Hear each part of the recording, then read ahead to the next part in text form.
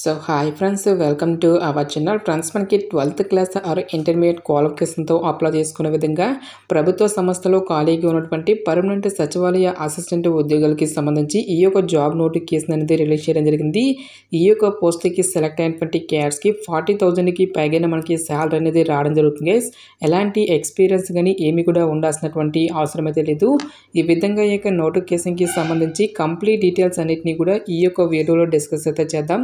So ఎవరు కూడా skip అయితే చేయదు గైస్. ఫస్ట్ టైం మన ఛానల్ని విజిట్ చేస్తున్నట్లయితే కనుక సబ్స్క్రైబ్ అయితే చేసుకుని బెల్ ఐకాన్ కూడా యాక్టివేట్ చేసి పెట్టుకోండి. ఇంకా ఎవరైనా వీడియోని లైక్ చేయనట్లయితే కనుక డెఫినెట్గా వీడియోని లైక్ చేసేటువంటి ప్రయత్నం అయితే చేయండి గైస్. సో ఈ యొక్క నోటిఫికేషన్ ద్వారా భర్తీ చేసినటువంటి ఈ యొక్క పోస్టులకి సంబంధించి ఎవరెవరు అప్లై చేసుకోవచ్చు అని చూసుకున్నట్లయితే కనుక the applicant must be a citizen of India అని చెప్పేసి ఇక్కడ మనకి అదర్ కండిషన్స్లో ఫస్ట్ పాయింట్లో క్లియర్గా మెన్షన్ చేయడం జరిగింది. జస్ట్ మీరు ఇండియన్ సిటిజన్ అయితే సరిపోతుంది. మీరు ఏ స్టేట్కి చెందిన వాళ్ళని సరే అప్లై అనేది చేసుకోవచ్చు. సో మీరు ఆంధ్ర అయినా తెలంగాణ అయినా ఈ విధంగా మీరు ఏ స్టేట్కి చెందిన వాళ్ళని సరే ఈ యొక్క రిక్రూట్మెంట్కి అప్లై అనేది చేసుకోవచ్చు. సో ఈ యొక్క నోటిఫికేషన్ ద్వారా మనకి టోటల్గా 7 డిఫరెంట్ టైప్స్ ఆఫ్ వేకెన్సీస్ని రిక్రూట్మెంట్ అనేది చేయడం జరుగుతుంది. సో ఇక్కడ ఇచ్చేటువంటి ఈ యొక్క ఉద్యోగాల్లో కొన్ని రకాల ఉద్యోగాలకి సంబంధించి ఎక్స్పీరియన్స్ అనేది మనకి అడగడం జరుగుతుంది. సో ఎటువంటి ఎక్స్పీరియన్స్ అనేది అవసరం లేకుండా మనము అప్లై చేసుకోదగినటువంటి పోస్టుల గురించి మాత్రమే ఈ యొక్క వీడియోలో మనం డిస్కస్ అయితే చేద్దాం. సో ఇక్కడ మనకి ఏ క్యాస్ట్ వరకు ఎన్ని వేకెన్సీ అనేవి కేటాయించినటువంటి డీటెయిల్స్ని కూడా మనకి ఇక్కడ నోటిఫికేషన్లో ఇవ్వడం జరిగింది. అన్ని క్యాస్ట్ల వరకు కూడా వేకెన్సీ అనేవి కేటాయించడం జరిగింది గైస్.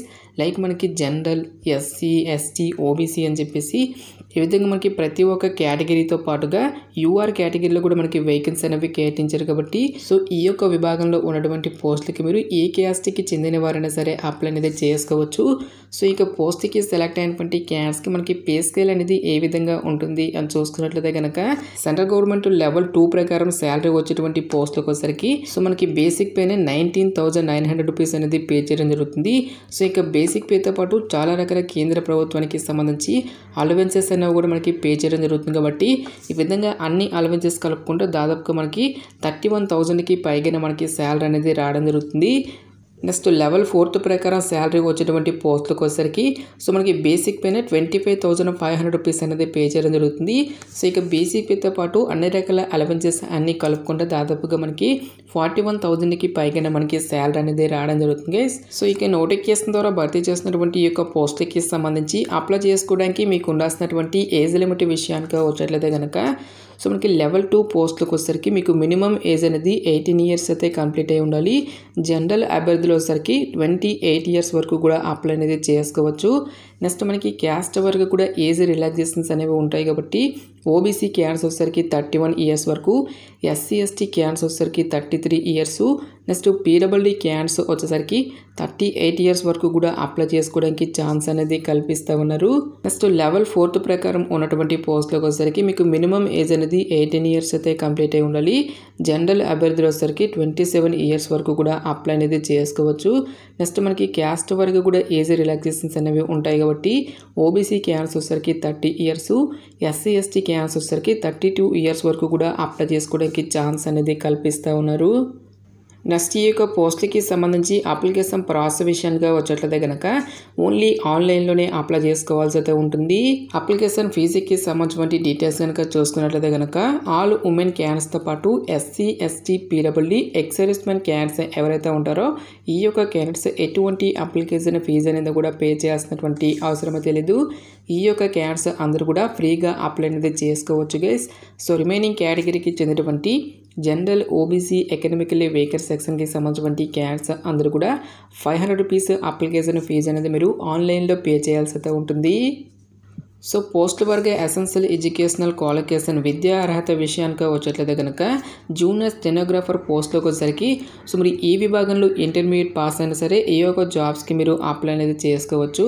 సో మీరు ఇంటర్ చేసినా, ఐటీఐ చేసినా, డిప్లొమా కంప్లీట్ చేసినా సరే ఈ యొక్క జాబ్స్కి మీరు అప్లై అనేది చేసుకోవచ్చు గైస్. సో క్వాలిఫికేషన్తో పాటుగా మనకి స్టెనోగ్రఫీకి సంబంధించిన స్కిల్స్ అయినా కూడా మీకు ఉండాల్సి అయితే ఉంటుంది. నెక్స్ట్ మనకి జనరల్ డిపార్ట్మెంట్తో పాటుగా finance and accounts, stores and parcels విభాగంలో ఉన్నటువంటి ఈ యొక్క సచివాలయ అసిస్టెంట్ ఉద్యోగులకి సంబంధించి ఎడ్యుకేషనల్ క్వాలిఫికేషన్ కనుక చూసుకున్నట్లయితే కనుక సో ఇక 3 రకాల డిపార్ట్మెంట్లో ఉన్నటువంటి పోస్టులు అన్నిటికీ కూడా మనకి ఒకే రకమైనటువంటి క్వాలిఫికేషన్ అనేది ఇవ్వడం జరిగింది. సో ఈ యొక్క పోస్టులు కూడా మీరు ఏ విభాగంలో ఇంటర్ పాస్ అయినా ఇంటర్మీడియట్కి సమానమైనటువంటి అర్హత ఉన్నా సరే ఈ యొక్క జాబ్స్కి మీరు అప్లై అనేది చేసుకోవచ్చు. సో మీరు ఐటీఐ చేసినా, ఇంటర్ చేసినా, డిప్లొమా కంప్లీట్ చేసినా సరే ఈ యొక్క జాబ్స్కి మీరు అప్లై అనేది చేసుకోవచ్చు. ఎలాంటి ఎక్స్పీరియన్స్ అనేది కూడా ఉండాల్సినటువంటి అవసరం అయితే లేదు. సో ఇక పోస్టులకి సంబంధించి సెలక్షన్ ప్రాసెస్ అనేది ఏ విధంగా ఉంటుంది అని చూసుకున్నట్లయితే కనుక స్టెనోగ్రాఫర్ పోస్టులకి సంబంధించినటువంటి డీటెయిల్స్ సిలబస్ అనేది మెన్షన్ చేయడం జరిగింది. సో ఈ యొక్క పోస్టులకు వచ్చే మనకి రిటన్ ఎగ్జామినేషన్తో పాటు స్టెనోగ్రఫీకి సంబంధించినటువంటి స్కిల్ టెస్ట్ అనేది కండక్ట్ చేసేసి ఈ యొక్క వేకెన్సీస్కి ఎంపిక అనేది చేయడం జరుగుతుంది. టాపిక్స్ కనుక చూసుకున్నట్లయితే కనుక టోటల్గా మనకి ఇంటర్మీడియట్ లెవెల్లో 200 మల్టిపుల్ చాయిస్ క్వశ్చన్స్ అనేవి ఆడడం జరుగుతుంది. టోటల్గా 2 అవర్స్ పాటు కూడా మనకి ఈ యొక్క ఎగ్జామినేషన్ అనేది కండక్ట్ చేయడం జరుగుతుంది. ఓన్లీ ఇంగ్లీష్ అండ్ హిందీ లాంగ్వేజ్లో మాత్రమే మనకి ఈ యొక్క క్వశ్చన్స్ అనేవి రావడం జరుగుతుంది. సిలబస్ కనుక చూసుకున్నట్లయితే కనుక జనరల్ ఇంటెలిజెన్స్ అండ్ రీజనింగ్ నుంచి మనకి 50 క్వశ్చన్స్ అనేవి ఆడడం జరుగుతుంది, 50 మార్క్స్. నెక్స్ట్ మనకి జనరల్ అవేర్నెస్ నుంచి 50 questions, English language and comprehension అనేటువంటి ఈ యొక్క టాపిక్ నుంచి 100 మల్టిపుల్ చాయిస్ క్వశ్చన్స్ అనేవి ఆడడం జరుగుతుంది. ఈచ్ వన్ కరెక్ట్ ఆన్సర్కి మనకి 1 మార్క్ అనేది కేటాయిస్తారు. ప్రతి రాంగ్ ఆన్సర్కి కూడా మనకి 1/4 నెగిటివ్ మార్కింగ్ అనేది కూడా ఉంటుంది గైస్. సో 4 మిస్టేక్స్కి 1 మార్క్ అనేది డిడక్ట్ చేయడం జరుగుతుంది. సో ఎవరైతే రిటర్న్ ఎగ్జామినేషన్ని క్లియర్ చేసినటువంటి క్యాండిడేట్స్కి ఫర్దర్గా మనకి స్టెనోగ్రఫీకి సంబంధించినటువంటి స్కిల్ టెస్ట్ అనేది కండక్ట్ చేయడం జరుగుతుంది. సో ఇక స్కిల్ టెస్ట్లు అనేవి కూడా మనకి జస్ట్ క్వాలిఫై నేచర్లో మాత్రమే ఉంటాయి గైస్. ఫైనల్ మెరిట్ అనేది మాత్రం ఓన్లీ రిటర్న్ ఎగ్జామినేషన్లో వచ్చేటువంటి మార్క్స్ని బేస్ చేసుకొని అభ్యర్థులను అయితే షార్ట్ లిస్ట్ అయితే చేయడం జరుగుతుంది. నెక్స్ట్ జూనియర్ సెక్రటరియట్ అసిస్టెంట్ పోస్టులకి సంబంధించినటువంటి సిలబస్ కనుక చూసుకున్నట్లయితే కనుక ఈ యొక్క పోస్టులు కూడా మనకి టోటల్గా 200 మల్టిపుల్ చాయిస్ క్వశ్చన్స్ అనేవి ఆడడం జరుగుతుంది. టోటల్గా 2.5 అవర్స్ పాటు కూడా మనకి ఈ యొక్క ఎగ్జామినేషన్ అనేది కండక్ట్ చేయడం జరుగుతుంది గైస్.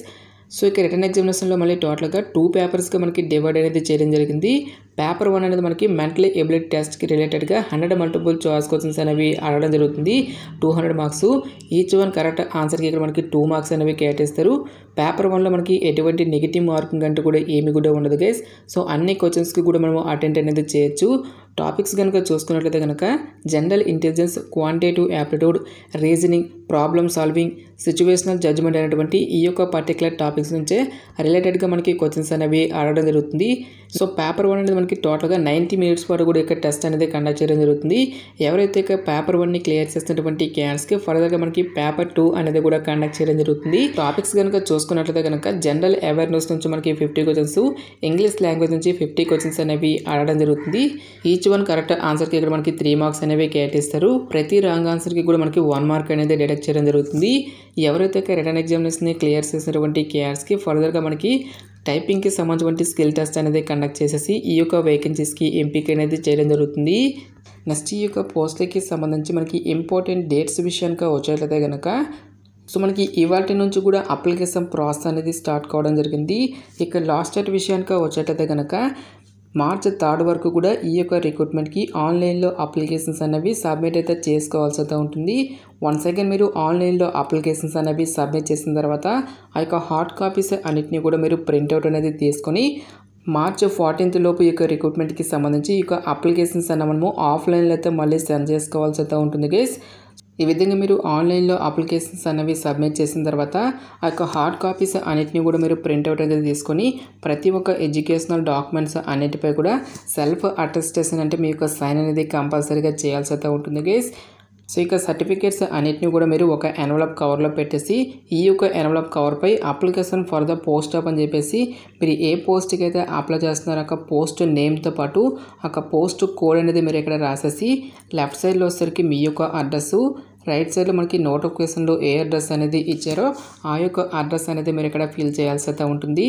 సో అడ్రస్ కనుక చూసుకున్నట్లయితే కనుక controller of administration CSIR NIIST industrial estate PO Thiruvananthapuram 695019 Kerala అనేటువంటి ఈ యొక్క అడ్రస్కి మీరు మార్చ్ 14th కల్లా ఈ యొక్క రిక్రూట్మెంట్కి సంబంధించి ఈ యొక్క అప్లికేషన్స్ అన్నీ మీరు ఆఫ్లైన్లో అయితే సెండ్ చేసుకోవాల్సి అయితే ఉంటుంది గైస్.